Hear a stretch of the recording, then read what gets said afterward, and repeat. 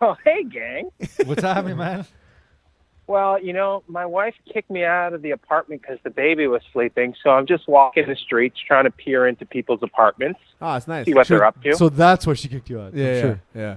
Maybe because you were eating a steak or something, and she's like, "That poor cow that you murdered." As a matter of fact, we you're were a vegan.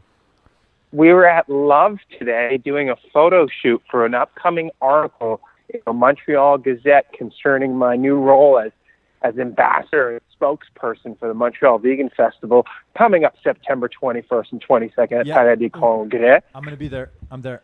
What do you That's mean a you're gonna I'm plug. going there. I'm absolutely going. Okay. We should all go. I have never been so disappointed in you in my Yeah, life, Marco, like I love you and I will support everything you do, and you can send us all sorts of material and we will Yeah. support it, post it. I am not going to that. Nah, you know what? I'll stand outside. I'll eat a burger. Me I'll and Peas are gonna pick it with like a dead with a dead cow. I'm gonna wear my fur coat. Can I wear my fur coat? So I do have a question. If I bring my own bacon, can I like sprinkle it on my own stuff? Yeah, are you Or- allowed doing that?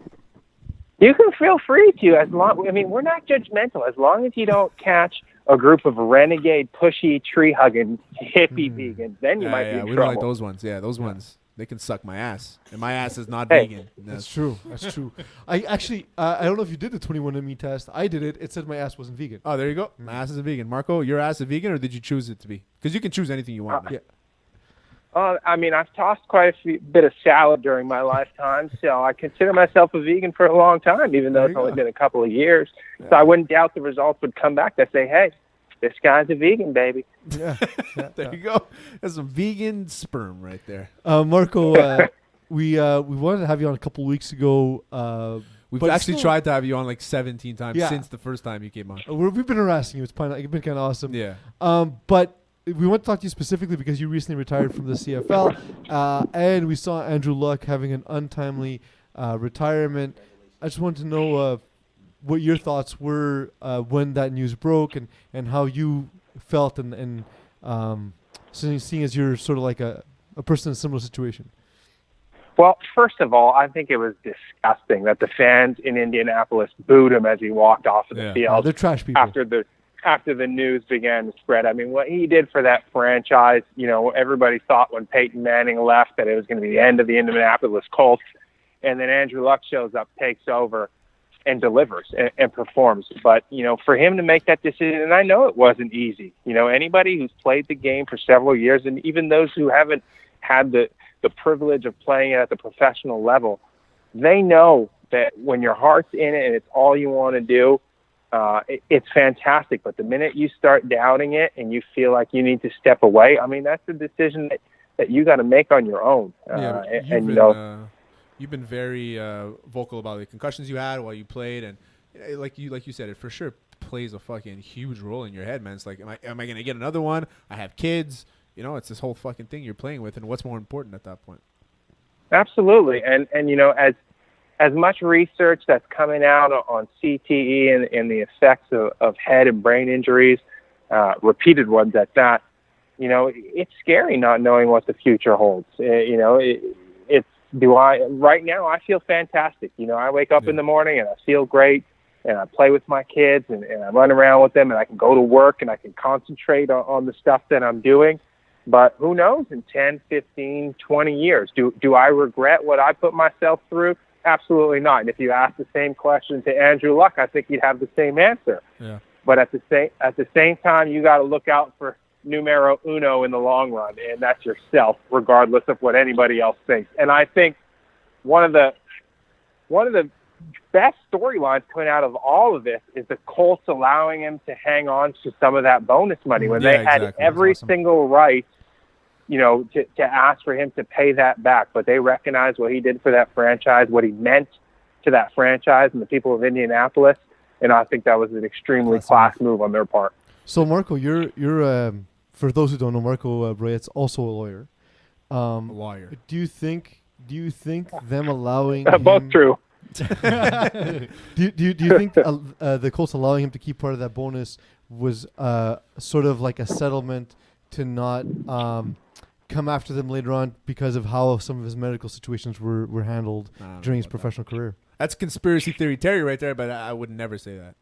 I just did though. So I'm, You said it now I for need me. Marco's opinion as a Yeah, legal okay. expert, Terry. Oh, really? Okay. But he's a vegan. Well, I a know. lot of those grievances would go through the CFLPA, and like we saw with the concussion lawsuit, there are mechanisms that are built into the collective bargaining agreement that kind of limit the amount of money and the liability for the individual team. So I think it was more of a gesture and a nice send off, and I would imagine they're going to retire his jersey at some should, point. Mhm. He did some great things for that football team, for that club, spent his whole career there. And, hopefully he's at peace with his decision. I mean, I can't imagine that it was easy. It wasn't easy for me. It wasn't a decision that was made overnight. There was a lot that went into it. And I mean, I think you got to imagine that, hey, if he wakes up next year and says, well, maybe I do want to play a bit more football, I would expect that they would welcome him back with open arms, without a doubt. Hey, Marco, I know we were talking a lot about Antonio Brown, and we were talking about the possibility of him having CTE. Oh, man. Is that something you think is possible with his recent actions and whatnot? What not? I mean, it's hard to say. There are a lot of different characters in the NFL and in the CFL and in professional sports in general. And one of the great things of having played for so long in the CFL is I got exposed to all types of people from all different walks of life, from small town Georgia to big city New York, and anywhere and everywhere in between. So I think his behavior and the things that come out of his mouth and the things that he do, I think that's just who he is. And a lot of geniuses are crazy. Well, I guess a lot of athletes with tremendous talent are crazy as well. And I do think as well that he may be misunderstood. And I'll use the example of a guy like Duron Carter. Duron Carter is public enemy number one. And people see what they see on TV or what they see him doing on Twitter. But if you sit down and have a one-on-one conversation with Duron Carter, he's one of the most intelligent, most grounded young men that I know and that I've ever had the opportunity to have a conversation with. So what we see on social media, what we see on ESPN, I don't think we get the whole picture of who Antonio Brown really is. It's true. So I see this pretty often, Marco, and I want to know your thoughts. Being someone who played football, you obviously love the game. When there are people who have nothing at stake, who respond to medical reports, respond to science that says, hey, CTE is real, we need to start examining this, and respond simply by saying, nope, this is an assault on football, the snowflakes are trying to destroy our beautiful game. How does that make you feel as someone who actually had a stake and did struggle with hand injuries and so on? Oh, and he so hasn't had a steak. He's a vegan. forth? Yes, that's true. Someone who has a cauliflower. Yeah, cauliflower. It is different when you do have skin in the game, but I firmly believe that regardless, and I'm a very big proponent of science, and I fully support the research that's going on. I hope that they discover as much as they possibly can about CTE and brain injuries. But at the end of the day, it's kind of like smoking. You can tell someone, if you keep smoking, you will have cancer. Cancer will develop. There's a direct link between smoking and cancer. And how many people still smoke? Yeah. It'll be the same thing with football, especially at the professional level. There's guys that are just addicted to it. They're so in love with it that even if a study does come out in 10, 15 years that says, yes, absolutely, 100%, without a doubt, if you play football for X amount of years, this is what's going to happen. I guarantee you that there are still going to be several people lining up, knocking on NFL teams' doors, looking for a job. Absolutely. Because it's still something you love to do, right? You're not going to stop something. Yeah.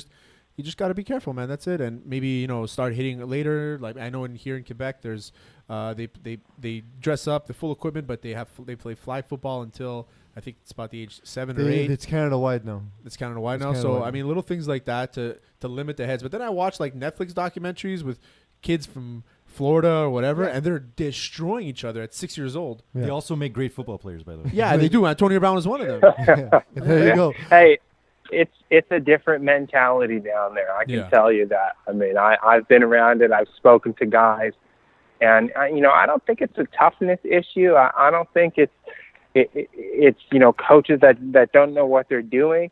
Yeah. It's just a way of life. It's just a way of doing things. Absolutely. The same way as somebody may think the culture in India is weird compared to the culture in the Western world. Well, the reality is, to them, that's normal. That's their normal. Absolutely.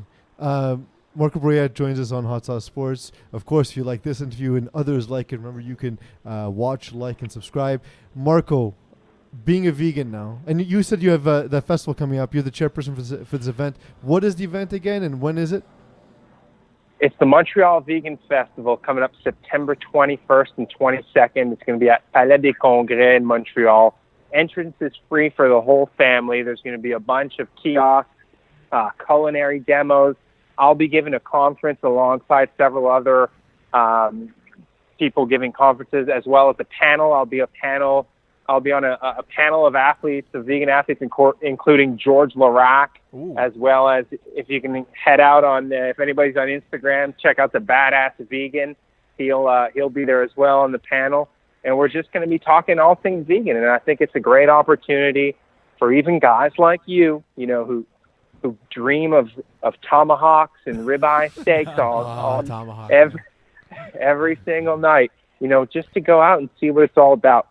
Just dabble a little. Yeah. I like vegan restaurants. I mean, Copper Branch a little overpriced. Love is good, very good. And I liked that place you and I went to lunch at, Marco, was good. Comfort or something like that. I do Comfort like. and Kim, Yeah, that one place is really good. I mean, I like vegetable side dishes. Yeah. So I had 2 steaks today. Actually, when I went to lunch with Marco, I got 2 plates that I thought I wasn't gonna be full. Man, I was not constipated that week. That's So that was- absolutely sure. I had a salad once. I got grilled chicken on it, but I had a salad once. Fucking Eagle. Fair enough. Go play Pokemon. Hey, it's about so- baby steps. So be honest with us though. What's the meat you miss the most? Stock meat. I Cock meat honestly, sandwich. I really don't miss it.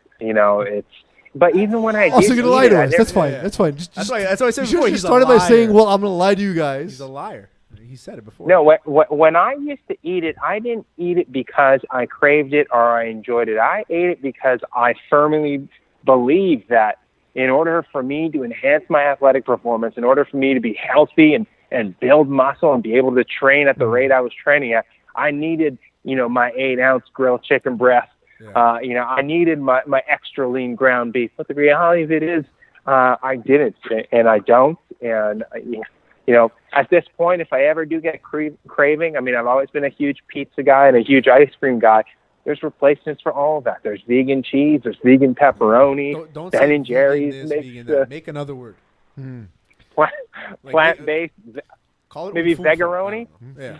So on Halloween, when you want to go get angry at your neighbor, how do you egg their house? What's your replacement egg? It's true. You can't use That's eggs. good call. Good call, Eagle. Well, no, that would be murder, Well, I mean, it depends what your position. Throw knives, axes and knives.